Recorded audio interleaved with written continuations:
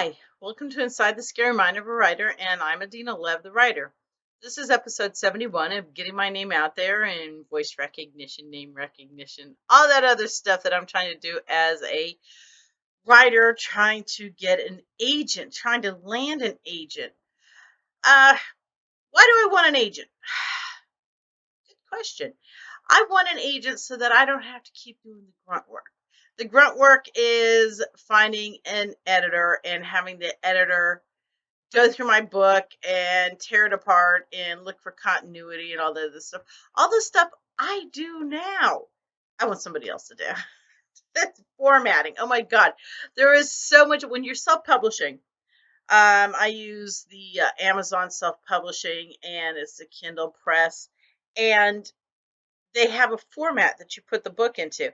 And then after you put the format, applied the format algorithm to your book, you have to go through it again and take out any orphans. Did not know until last year or so what an orphan is a word that hangs by itself. You don't want those. And you have to make sure everything's in the margins, that there's no bleed over, and that there's no pages that have been inserted, blank pages. You have to take those out. After you take those out, then you have to go back through and make sure that nothing has been shifted that doesn't make sense, or make sure that paragraphs aren't together, because you can have a paragraph that's 10 lines and then have a huge blank space. And it's all about formatting. So I'd really rather have somebody else do all that grunt work. I'll do the writing and the secondary editing, primary editing, and then I will sign my name to it. It's all about having somebody do the grunt work. Didn't do a video last week. I was on vacation with the husband. He was working. I was vacationing like a star. No, I can't even say that. No, I became a damn expert on which trains to take, which subways to take, which buses to take, everything you do in a major city. Anybody who's been in New York or California with a really good bus system will appreciate the bus systems in Vienna and or Austria and Germany. Vienna was a city in Austria. There is a city in Austria. It's still there. It's spectacular. When Mike said that I needed to go to this, and I talked about this in the last video, that I had to see these Christmas villages, he was not kidding. Vienna, over the top, better than Munich, better than Salzburg. If you have one thing on your bucket list for Europe, put it Christmas villages in Vienna, because bar none, it was great. And I went to, over the course of a week, I went to about 10 more. Yeah, you do 2 or 3 in a night. 10 more of these Christmas villages, and Vienna's was the top. Really was great. Blue wine, blue wine. The tea is almost silent. You take wine and put in mulling spices. Google mulling spices, but it's not hot spicy, it's just warm spicy. You heat this wine up, and then you put a dash of rum into it, a good healthy dash, and serve it in cups.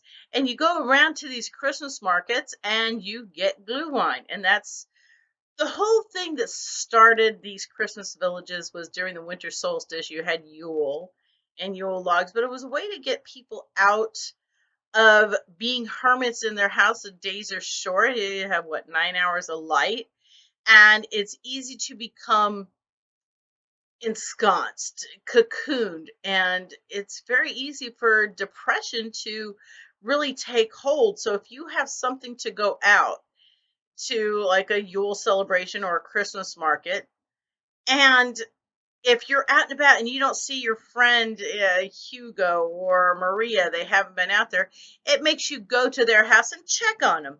So these Christmas markets had a real purpose. Now it's not just to check on each other and celebrate the season. You also have all the vendors and people who make things, all these handcrafted things. It was fun, and I got to see so much. And I went to the zoo, which was great. I needed to pause there for a second to resituate my seating arrangements.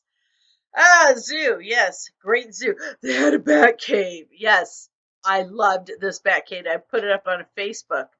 You have a man-made cave, and all these these little tiny bats flying around you. Freya, I had a couple zoom right in front of my face. If you've ever been in a butterfly hut, you think the feeling of those wings are magical against you as they're passing by. No, nothing compared to a bat cave. These things come zooming by you, and you just stand still and let them fly around you. They're kind of klutzy. You hear them hitting walls and stuff like that. I didn't see any bats dying, but I did hear them hit the wall a couple times. Freaking phenomenal. Nothing like that here in the United States because we don't know how to treat things nice. We can't have nice things. We can't have things where we are interactive in our environment in a zoo. Because face it, you see the bag back there moving? That is Boomer. She has been stuck to me like Velcro since I got back last night. And yeah, no, she's stuck in here. There's Boomer's little face. Boomer is my rescue dog out at the SPCA. I think I talked about this a few videos ago. Sam's dog died, Jackson. He was a wonderful beagle mix and he passed. Sam wanted another dog to be at college with her as an emotional support animal. So while we were looking at dogs, I passed by Boomer's cage, and Boomer's sitting down on her all fours. She's just sitting there being a good dog, and she looks up at me, and she keeps looking as I'm passing her. And then she falls over backwards. Oh my God, I was smitten. Mike looks at her. I'm rubbing her through the cage and I'm just loving on her. Mike said, I guess we're getting another dog as well. So yeah, that's how I got Boomer. And she missed me. I was gone for a week. And don't get it. Nate the Great is the best dog sitter you could ever have. He plays with them. He walks them twice a day. He sleeps with them. He is great and they love him, but there's just something about they miss their mom. So she is in my office right now while I'm doing this video and I'm rubbing on her because I missed her little fuzziness. So yeah, Vienna. Inside the Scary Mom, I did no work. Well, hold on. Can't say I didn't do any work. I did do some work. I came up with another book idea that's actually going to become a series. And if you remember the movie Quantum, not the movie Quantum Leap, but started the movie and went to show with Scott Bakula, he goes through, he gets caught up in some experiment and he just goes bouncing through time. Basing on that premise, I'm going to have, this was inspired in Europe, I'm going to have a witch who is, her life is falling apart and she wants to go back to the very minute that all this, her life just shattered. And she casts a spell during the winter solstice and she starts bouncing around, not just through her genetic line, like her great great great great great grandfather or grandmother. She gets into their life. She becomes that person. And it goes through time and it goes through gender. And in each case, she tweaks one thing. It's like butterfly effect. She tweaks one thing just to make the future better. And so I'm doing it. That's going to be the series. What happens in the next life that she bounces to. So that's going to be a series book once I'm done with Norma's story and the Not the Victim story. So yeah, my mind is always working and you never know where it's going to pick up or which passion muse is going to grab you by your throat and say, write this, write this. Based on that, look behind me. Oh my God. All the stuff goes away next week. Yay! This has been Adina Lev inside the Scary Mind of a Writer. If you like this video, thumbs up, subscribe. If you didn't like it, thumbs down. Still subscribe or pass it on to your friends to subscribe.